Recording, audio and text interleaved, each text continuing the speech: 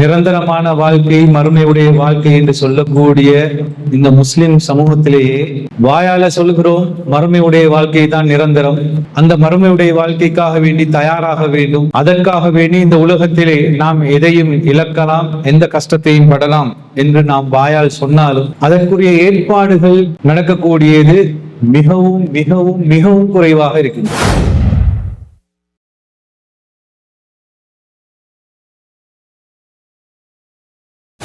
நீங்கள் எங்கிருந்த போதிலும் உங்களை மரணம் அடைந்தே தீரும் என்று அல்லாஹ் தஆலா சொல்றாங்க.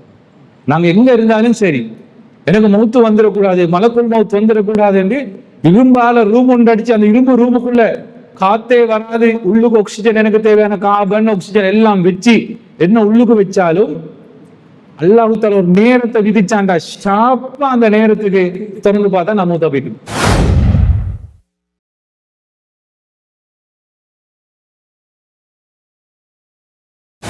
அல்லாஹ்வுடைய தூதர் அவர்கள் முன்பின் பாவம் மன்னிக்கப்பட்டவங்க, சுவர்க்கத்துக்கு முதலில் போகக்கூடியவங்க, தலைமை தாங்கக்கூடியவங்க, அல்லாஹ்வினால் சிறப்பித்த ஒரு மனிதன். அவரு கூட தொழுகையில அத்தையாத்துக்கு பின்னால 4 விஷயத்தை கொண்டு இறைவனிடத்துல பாவம் துஆ கேட்பாங்க. அதுல 2 விஷயம் தான் அல்லாஹ்வுடைய தூதர் கேட்பாங்க.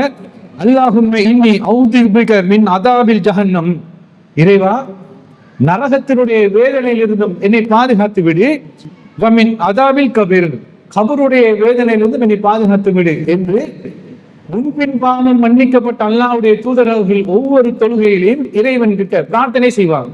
யா அல்லாஹ், நரகத்தினுடைய வேதனையிலிருந்து என்னை பாதுகாத்து விடு, கபருடைய வேதனையிலிருந்து என்னை பாதுகாத்து விடு என்று சொன்னா இந்த 2ம் சாதாரண ஒரு விஷயம் இல்லை.